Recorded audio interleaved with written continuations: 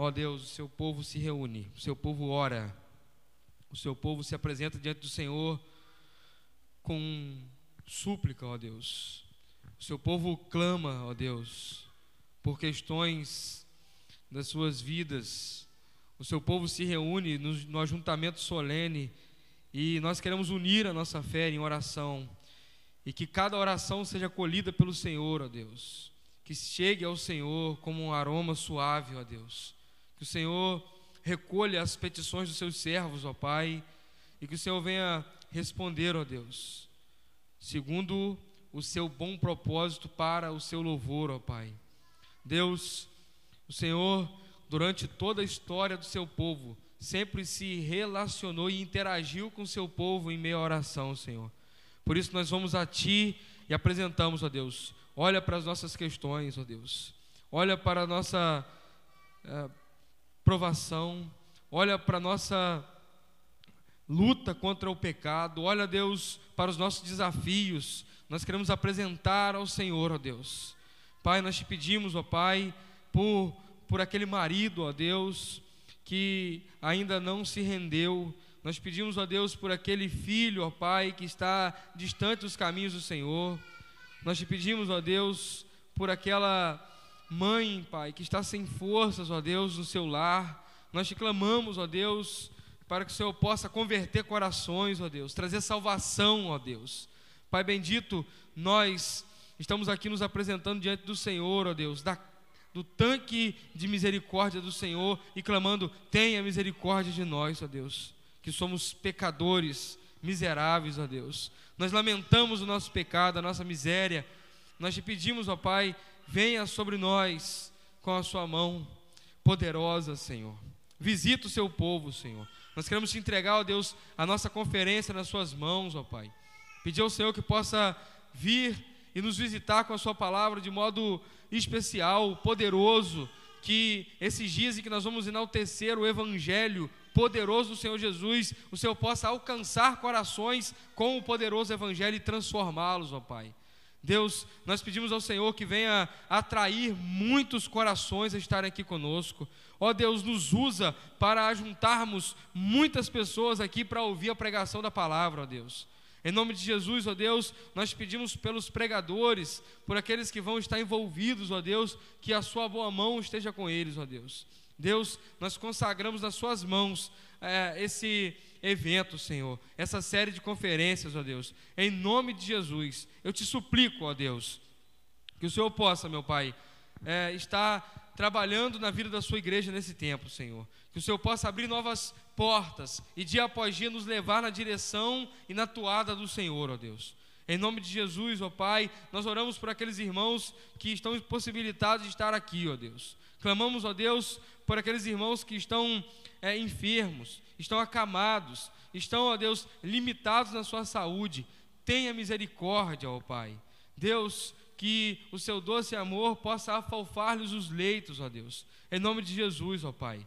Deus, nós oramos por aqueles que estão internados, ó Deus.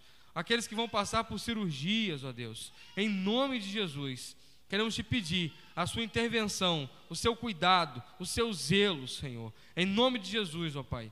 Nós queremos orar, ó Deus, pelos fracos na fé, pelos desanimados, pelos frios, pelos afastados, pelos desviados. Nós queremos te suplicar, Senhor, traga de volta, Senhor. Reavive a sua palavra nesses corações, ó Deus. Incomode com o seu Santo Espírito, ó Pai. Ó Deus, desprenda dos laços malignos, ó Pai. Ó Pai bendito, nós te suplicamos, ó Pai, para que os corações sejam receptivos à sua palavra, ó Deus. Em nome de Jesus, ó Deus. Nós queremos te pedir, ó Pai, pelos irmãos lá de Água Fria, por aqueles que estão ali cultuando nesse momento, ó Deus. Que o Senhor possa visitar o seu povo com a sua palavra também, ó Deus. Em nome de Jesus, nós te pedimos. Venha até nós, agora nesse momento da transmissão da palavra, que o Senhor possa tocar em cada coração, nos ensinando, nos confrontando, nos consolando, nos confortando, ó Deus, nos santificando na sua preciosa, suficiente e inerrante palavra. É em nome de Jesus que nós oramos. Amém e amém. Amém, meus amados irmãos. Vamos abrir a palavra de Deus, Mateus capítulo 7, versículo 1 ao 6. Nós vamos dar continuidade à nossa série de reflexões no Sermão do Monte e vamos mais uma vez estar lendo a palavra de Deus, na sequência trazendo uma reflexão aos nossos corações. Mateus, Evangelho de Mateus, capítulo 7, versículo 1 ao 6. Amém? Diz assim a palavra de Deus: não julguem e não serão julgados, pois da mesma forma que julgarem, vocês serão julgados. A medida com que medirem será usada como medida para vocês. Por que você repara o cisco que está no olho do seu irmão, mas não se dá conta da viga que está no seu próprio olho? Como você pode dizer ao seu irmão: deixe-me tirar o cisco do seu olho, enquanto há uma viga no seu? Hipócrita, tire primeiro a viga do seu olho, e então você verá claramente para tirar o cisco do olho do seu irmão. Não deem o que é sagrado aos cães e nem atirem as pérolas aos porcos. Caso contrário, estes a pisarão aqueles, e voltando-se contra vocês, os despedaçarão. Palavra do Senhor, podeis assentar, irmãos. O justo julgamento. Nós estamos diante de um dos temas mais deturpados na prática cristã. Há muita dúvida, muitos erros e muitos desvios com relação a esse tema. Julgamento. Eu poderia aqui citar algumas frases de alguns autores históricos a respeito desse tema, mas eu quero somente observar com os irmãos que numa era de um cristianismo adaptado, que ele é servido de acordo com o cliente, qualquer posição que vá contra as vontades pessoais já é um abuso e um julgamento que não é aceito. Não me julgue. Você está me julgando? Jesus amou e não julgou. Tudo isso são frases que nós ouvimos continuamente no meio da cristandade. E eu quero dizer que isso tudo é mentira. Jesus amou, sim, e Jesus julgou também. A Bíblia autentica com veracidade e veemência o juízo justo. A palavra de Deus nos apresenta um Deus como Pai, Rei e Senhor, mas também nos mostra um Deus como juiz. E isso por si só já nos faz avaliar sobre a prática e a moral de Deus revelada através do juízo, do julgamento. Salmo 7 é o nosso salmo de memorização. O versículo 11 diz assim: Deus é um juiz justo, um Deus que manifesta dia após dia o seu furor. Mateus 5 nos apresenta o rei, na figura de um reino que já foi inaugurado, de um rei que já veio e ainda virá outra vez. Mateus capítulo 6 nos apresenta um pai. Você pode observar no capítulo 5 que continuamente está se referindo a Deus como um rei. Venha o seu reino, né? Nós vamos ver a abertura de Mateus capítulo 5 dizendo que esse reino virá e será inaugurado, e aqueles que vão servir a Deus estão nesse reino. No Mateus capítulo 6 nós vamos ver continuamente a figura de um Deus Pai. Pai nosso que estás no céu, vai ser uma expressão: orai em secreto, e o seu Pai que te vê em secreto te recompensará. E agora capítulo 7 de Mateus vai nos apresentar o Deus que é juiz. E o justo julgamento, na perspectiva bíblica, revela o caráter de Deus. Então, na prática, nós vamos observar que o versículo 1 nos chama a uma medida justa e não ao evitar de um juízo. Conforme Tiago escreve, Existe uma grande hipocrisia por parte daqueles que estão indo ao irmão com palavras falsas para produzir um julgamento indevido a respeito de uma pessoa, de uma situação ou de uma questão. Quem rejeita o padrão de Deus sempre vai rejeitar o juízo. Quem rejeita o padrão de Deus sempre vai rejeitar o juízo. E geralmente rejeita o juízo ou o julgamento ou a ação justa por dois motivos. Ou não quer ser julgado porque não quer se enquadrar naquilo que está estabelecido pela palavra de Deus, ou ele está buscando praticar um julgamento hipocritamente. E a primeira observação que nós devemos fazer desse texto é que cristãos podem e devem julgar erros e falhas eclesiásticas. O capítulo 6 de 1 Coríntios nos chama a atenção sobre uma situação que a igreja em Corinto está buscando se isentar de aplicar o justo juízo. 1 Coríntios capítulo 6 diz: atreve-se alguém entre vós, quando há litígio de um contra o outro, levar o caso para ser julgado por pessoas pagãs e não pelos próprios santos? O que é que Paulo já abre aqui dizendo?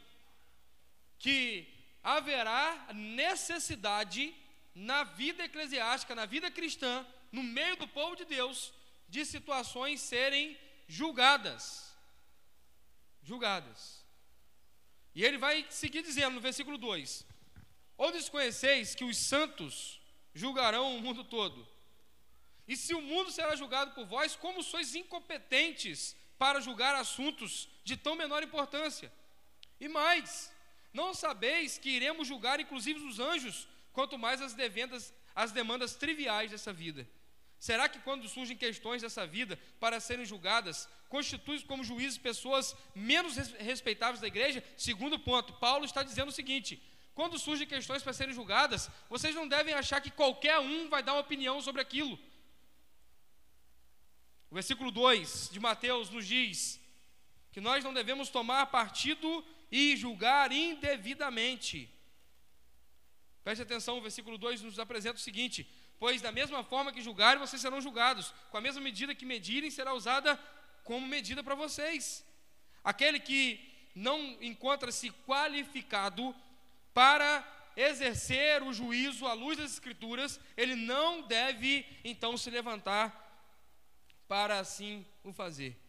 A palavra de Deus nos orienta não fugir de situações que demandam tomada de decisões e juízo. Paulo diz no versículo 5: é para a vossa vergonha que eu me expresso dessa forma. Não há porventura nem ao menos um sábio entre vós que possa julgar uma contenda entre irmãos? Contudo, ao invés disso, um irmão recorre ao tribunal contra o outro e apresenta tudo isso diante de incrédulos? Só o fato de haver entre vós processos judiciais um contra os outros já revela que estáis derrotados. E em vez disso, por que não dais preferência a sofrer a injustiça? Por que vocês não arcam com prejuízo? Entretanto, sois vós mesmos que praticais injustiça e cometeis fraudes, e tudo isso contra os seus próprios irmãos. Paulo está tratando de um litígio de um irmão contra o outro que virou processo judicial. Desse modo, a falha da igreja, dos irmãos, foi não julgar.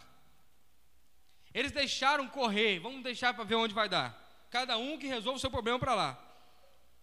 Essa é uma medida desprovida de sabedoria, conforme Paulo diz. Não há sábios entre vós. Não julgar é se isentar de envolver-se na vida do outro para buscar a santificação do mesmo. Nós não podemos fugir. Agora, nós não podemos julgar nos padrões que infringem o que está estabelecido no verso 2. Mesma medida.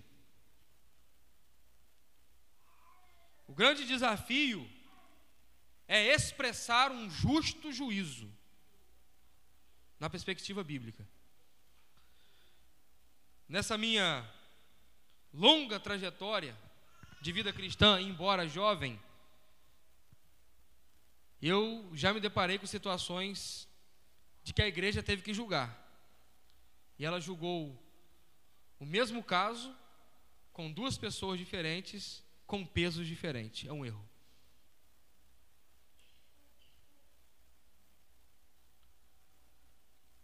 A mesma medida que vai ser usada para te medir, ou que você vai usar para medir a situação na vida do outro, também vai ser usada para medir a sua vida. Nós não podemos julgar em duas posições. Preste atenção que você nunca deve estar nessas duas posições para exercer o julgamento bíblico. Não é um julgamento pessoal, não é um julgamento de gosto particular, não é um julgamento do que você acha, é um julgamento do que a Bíblia estabelece. Na primeira posição, nós não podemos nunca julgar nos colocando no lugar de Deus. Romanos capítulo 2, versículo 1 ao 3 diz assim: portanto, você que julga os outros é indesculpável, pois está condenando você mesmo naquilo em que julga, visto que você que julga pratica as mesmas coisas. Olha bem, o irmão que está apontando o dedo para o outro, falando: olha, irmão, você tem que parar de fazer isso, você tem que deixar esse pecado. Mas ele está cometendo esse pecado. A única diferença é que o pecado que ele está cometendo, que é o mesmo do irmão, está escondido, ninguém viu ainda. Hipocrisia. Ele vestiu uma máscara, e junto com a máscara vestiu uma capa de um juiz, uma toga falsa. Está expressando um juízo hipócrita. Você pratica as mesmas coisas. Sabemos que o juízo de Deus contra os que praticam tais coisas é conforme a verdade. Veja bem, o juízo de Deus não é conforme as nossas vontades pessoais, o que achamos, as nossas preferências. O juízo de Deus é estabelecido conforme a verdade. Assim, quando você, um simples homem, os julga, mas pratica as mesmas coisas, pensa que escapará do juízo de Deus? Olha aí, irmão. Aquele que se coloca no lugar de Deus para julgar, ele está se colocando em uma posição errada para exercer o juízo à luz das Escrituras. Segunda posição que nós não devemos jamais nos colocar para exercer julgamento: nos colocando para julgar sendo hipócritas. Se eu não tenho autoridade à luz das Escrituras para julgar determinada circunstância, nós não devemos nos colocar para exercer aquele juízo. Por que a palavra de Deus estabelece para aquele que almeja o episcopado um padrão elevadíssimo? E diz ali, deve manejar bem a palavra de Deus, deve ser manso, não neófito, não novo na fé, não pode ser avarento, para que, vendo a riqueza, não tome ela lugar no seu coração. Não deve ser alguém que casou, divorciou, casou de novo. Deve ser marido de uma só mulher, está escrito em 1 Timóteo. Preste atenção, por quê? Porque está estabelecendo a vida de um líder padrão, para que ele possa, com sabedoria, com misericórdia, com amor, com as Escrituras, poder exercer julgamento sobre a vida dos que estão caminhando na fé. Você imagina como deve ser bem chato um casal ir se aconselhar, estão prestes a se divorciar, eles vão se aconselhar com um pastor que se divorciou, recasou e está pastoreando a igreja. Deve ser bem difícil. Deve ser bem difícil. Eu não estou descredenciando a ação da graça de Deus que faz nova todas as coisas. Eu só estou dizendo que, na perspectiva bíblica, está desqualificado para tal ação, irmão. Infelizmente. Aí o casal chega lá e fala: pastor, a gente quer se divorciar. O pastor fala assim: não, à luz das escrituras, vocês têm que lutar pelo casamento de vocês. Ué, pastor, mas o senhor não conseguiu lutar, né? Imagina só a situação. É dificultosa.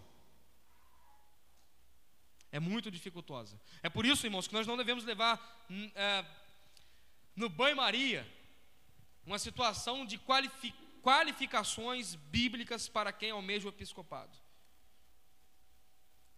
É muito difícil você poder exercer juízo estando numa posição que te deixa sem autoridade para exercê-lo. Romanos capítulo 14, versículo 13 diz assim: portanto, deixemos de julgar uns aos outros, e em vez disso façamos o propósito de não pôr pedra de tropeço ou um obstáculo no caminho do irmão. O que Paulo está dizendo? Se você não tem autoridade, não está qualificado, não tem sabedoria bíblica para cuidar de determinada situação, sai fora. Não tente pôr o dedo sobre a vida de alguém, e não tente dizer a alguém o que deve abandonar de pecado, se você tem um pecado carregado. Você vai ser uma pedra de tropeço, porque a acusação vai virar contra você.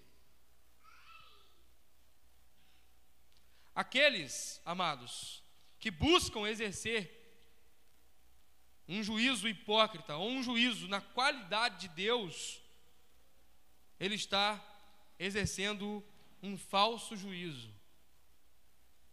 Ele está errando, e a Bíblia estabelece que antes de tomar uma ação, você deve primeiro avaliar a sua vida. O que Jesus está ensinando? Olhe bem, você repara o cisco no olho do seu irmão.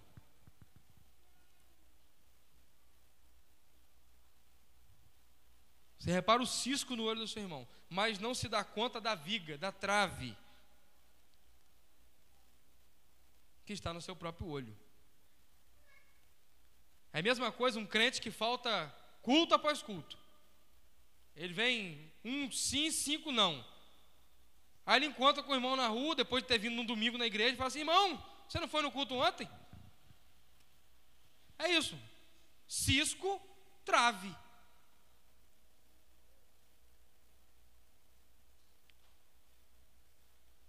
E o pior, ele não só repara. Observe que o versículo 3 diz que ele viu o cisco no olho do irmão. E o versículo 4 diz que ele, além de ver, ele se incomoda com aquele cisco e quer tirar aquele cisco.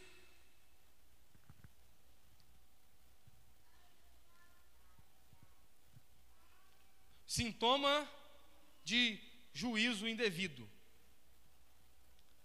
Você consegue enxergar o pecado na vida dos seus irmãos, mas não consegue enxergar o seu próprio pecado. Você consegue ver o que o seu irmão está fazendo de errado, mas você não tem espiritualidade para enxergar o seu próprio erro.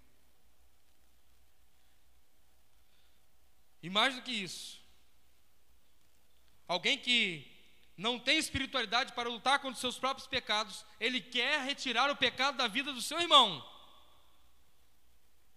Como quem diz: você tem que ser santo, mas eu não. Pode ser aquele ditado popular: faça o que eu mando, mas não faça o que eu faço. Abandone o seu pecado. Cuidado. Olha, você está fazendo isso errado.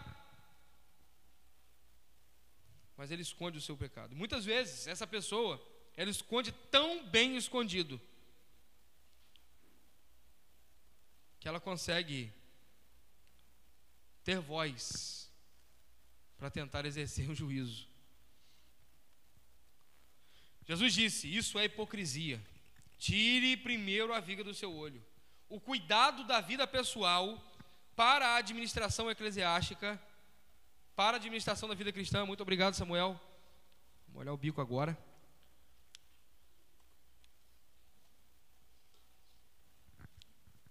O cuidado com a vida pessoal, a busca pela santificação, o abandonar pecado diariamente é uma atitude daquele que deseja servir a Deus. E porque ele serve a Deus, ele se importa com a vida do seu irmão. E por isso, ele deseja alcançar o seu irmão para que ele venha se arrepender do seu pecado.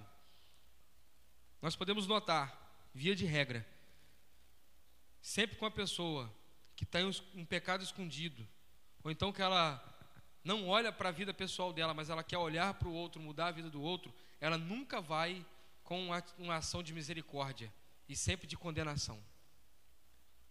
Do contrário, aquele que está buscando santidade, aquele que está tendo uma vida de devoção, aquele que está buscando abandonar os caminhos maus e andar nos caminhos do Senhor, ele sempre olha para a vida do outro com um olhar de misericórdia, e embora busque alcançar o seu próximo, tocar a vida do seu próximo para o santificar, ele nunca vai com o objetivo de humilhar, de condenar, de pisar, mas sempre de restauração.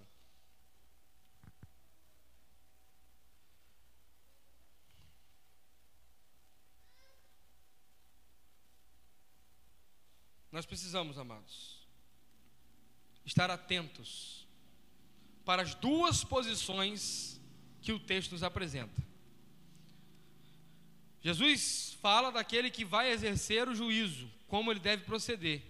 Primeiro, olhe para a sua vida, preste atenção como você está vivendo.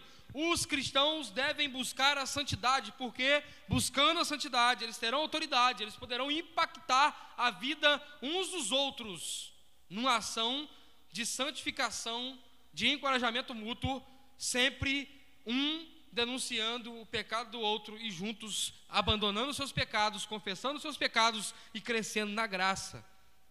Mas quando os cristãos estão numa posição de cometer esse juízo, essa prática de olhar o pecado com seriedade, não aceitar o pecado na sua vida e na vida do outro, eles estão, ao invés disso, trazendo condenação para suas próprias vidas. A primeira posição é aquele que observa que há um erro e ele quer cuidar daquela situação. Ele quer olhar na palavra de Deus, ver como que aquele irmão deve ser abordado, ver aonde está a infração bíblica e então tocar na vida daquele irmão com misericórdia. Se não está fazendo assim, ele está sendo hipócrita. E o texto tem essas duas posições: a posição do hipócrita e a segunda posição, que é tão ruim quanto, é a posição daqueles que rejeitam o justo juízo.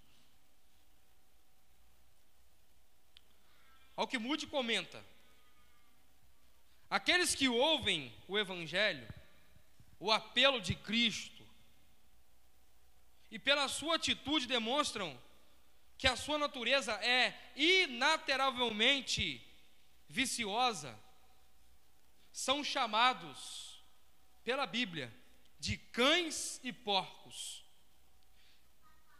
E Jesus, quando chama esses de cães e porcos, está expressando especialmente que eles eram repulsivos e insubmissos a uma voz de comando.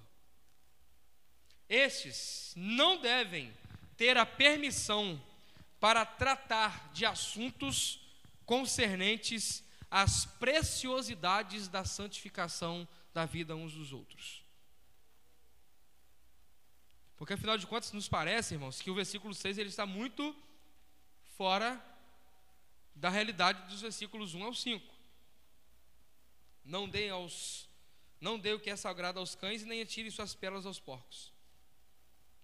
Parece que esse versículo não tem nada a ver com o restante do texto.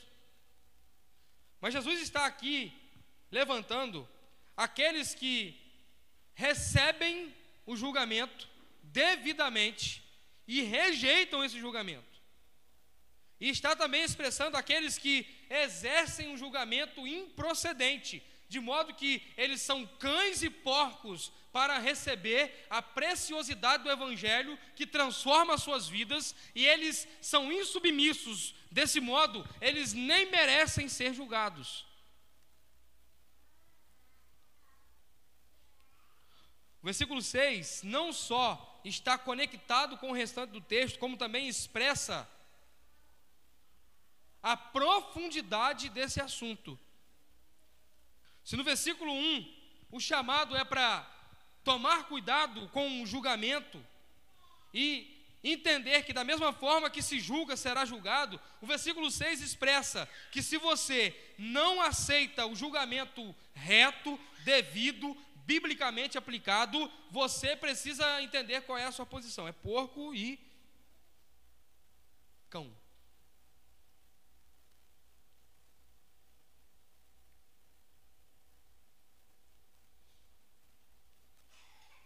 Uma posição errada, ser hipócrita. Outra posição errada, não rejeitar o julgamento bíblico reto, rejeitar as preciosidades do Evangelho.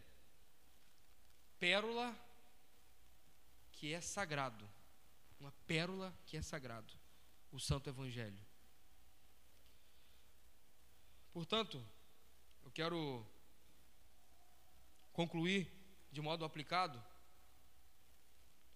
Nós devemos, irmãos, estar atentos para exercer um juízo adequado. Na administração eclesiástica, é impossível que nós venhamos nos esquivar desse assunto. Por vezes, devemos praticar um reto julgamento.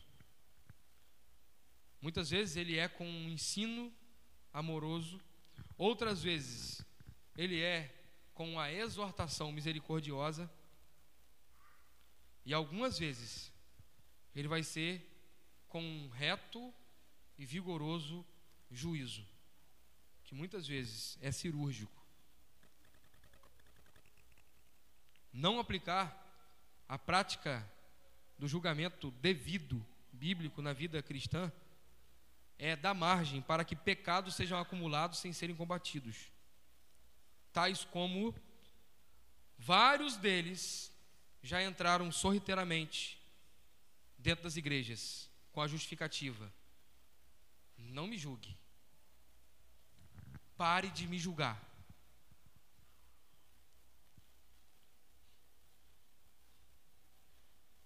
Feminismo, homossexualismo, descredenciamento pastoral para exercer o pastoreio. Qualquer um pode exercer de qualquer forma. São questões que se levantaram dentro das igrejas e passaram a dizer: não me julgue, para de me julgar, os crentes estão me julgando. E a igreja foi se acovardando a isso e permitindo essas coisas. Quantos pastores são abusivos? E a igreja se cala, porque afinal de contas eles usam de um jargão falsamente aplicado: não toqueis no ungido do Senhor, e por isso a igreja não exerce o justo juízo com relação às suas falhas. Está errado. Quanto ao autoritarismo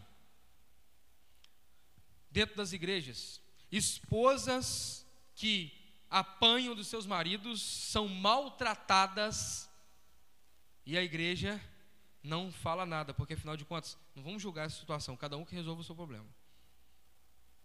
A Bíblia nos chama, irmãos, a exercer um justo juízo, e nós não podemos falhar em revelar o caráter de Deus, da sua justiça, um atributo comunicável do Senhor: justiça. E ele comunica a vida da igreja, de modo que a igreja recebe autoridade. Em Mateus, aquilo que a igreja liga,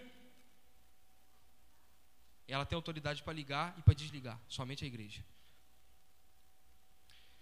precisamos entender, de modo aplicado, que todo o nosso julgamento, preste atenção nisso, todo e qualquer julgamento que você fizer, ele também será julgado por Deus.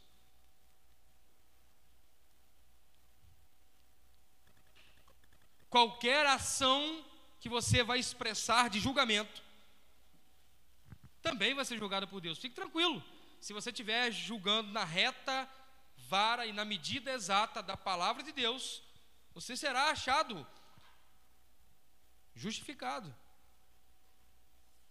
Segundo, o julgamento bíblico é aplicado com o objetivo não de exercer ou trazer e aplicar uma pena determinada, mas expressar misericórdia para o arrependimento esperado.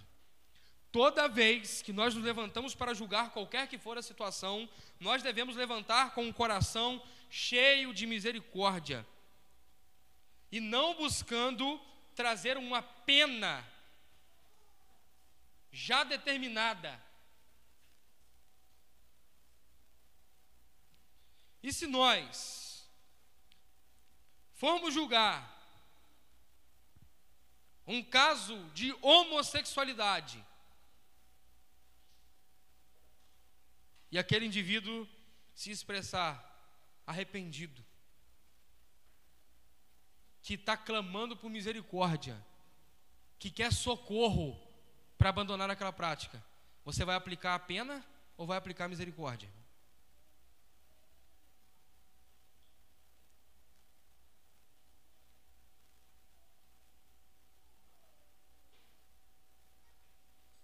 Não significa que nós vamos passar pano para pecado, mas significa que nós sempre vamos exercer a autoridade bíblica para condenar o pecado, para alcançar o pecador, a fim de que ele se arrependa dos seus pecados. Terceiro, nós devemos abandonar um viver dúbio, uma dupla vida cristã, e se apegar à ética do reino, para vivermos como filhos de um Pai justo, que vai exercer a autoridade bíblica para andar justamente, exercendo o juízo de Deus, do modo aplicado ao viver comum. Devemos abandonar o viver dúbio. Crentes que têm uma vida dupla, uma hora estão cheios de Deus e outra hora estão cheios de pecado, eles estão completamente equivocados com relação à sua vida cristã. Eles não entenderam a ética do reino. Eles não estão vivendo em conformidade para serem achados e chamados como filhos de um Pai justo. O filho de um Pai justo, irmão, ele vai ao seu pai, e quando ele chega diante do seu pai, às vezes ele tem um pedido para fazer, ele quer conversar com o seu pai sobre determinada questão, e ele não tem medo do seu pai. Ele sabe que aquele pai justo vai olhar para a sua situação e vai expressar uma palavra justa, não um engano. O problema é que muitas vezes nós somos rebeldes, queremos viver do nosso próprio jeito, mas queremos mesmo assim continuar tendo um pai que vai passar a mão na nossa cabeça. Isso não é um pai justo. Deus é um pai, mas é um pai justo. A igreja é misericordiosa, mas ela exerce misericórdia com justiça. Crentes devem ser justos e misericordiosos. Esse é o chamado para o julgamento justo. Ser justo com misericórdia. Andar na retidão do Senhor. E então poder chamar outros através da justa justiça aplicada a andar nessa retidão também. Abandone o seu pecado, irmão, está errado. Olha bem, está andando dessa maneira, isso desagrada ao Senhor. Está fora do padrão. Vamos ajustar a conduta? Vamos andar de modo que Deus, nosso Pai, venha se alegrar com o nosso viver. Ei, irmão, esse desvio precisa de uma ação mais apertada. Você não pode continuar andando assim. Esse seu pecado tem que ser denunciado. Você não pode ficar dessa maneira. Por isso, Mateus diz: julgue seu irmão da maneira adequada. Julgue certo. Se ele falhou contra você, vai até ele, sozinho. Olha o julgamento aplicado. Se ele não aceitar, chama o colegiado, 1 ou 2 irmãos. Se ele não aceitar, leva para a igreja. Ou seja, existem juízos que vão ser aplicados individualmente e o irmão vai ser convencido do seu pecado e vai abandonar. Existem outros que 1 ou 2 pessoas junto com você vai ser suficiente para convencer o irmão do erro. E existem outros que o irmão não vai aceitar, vai ser levado para a igreja e a justiça medida pela palavra vai eliminar e entregar aquela pessoa a Satanás. Que Deus nos sustente com a sua palavra, nos dê graça e sabedoria para que venhamos exercer o juízo e a justiça bíblica. Amém? Deus é Rei, Deus é Pai e Deus é Juiz justo. Amém? Feche seus olhos, vamos orar. Deus, obrigado por sua palavra, nós te agradecemos porque ela nos ensina para todo e qualquer aspecto da vida. Nós pedimos que o Senhor venha nos santificar, Senhor. Ajude-nos a ter coragem para enfiar a mão no nosso olho e arrancar a trave. Ajude-nos a enfrentar a nossa trave com coragem, com firmeza, não deixá-la ali, obstruindo a nossa visão. Ajude-nos, ó Deus, a, após remover essa trave, olharmos com misericórdia, sabendo que oportunamente o Senhor também pode remover o cisco no olho do nosso irmão.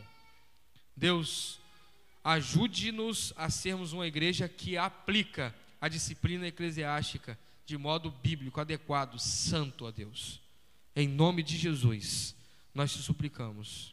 Amém e amém.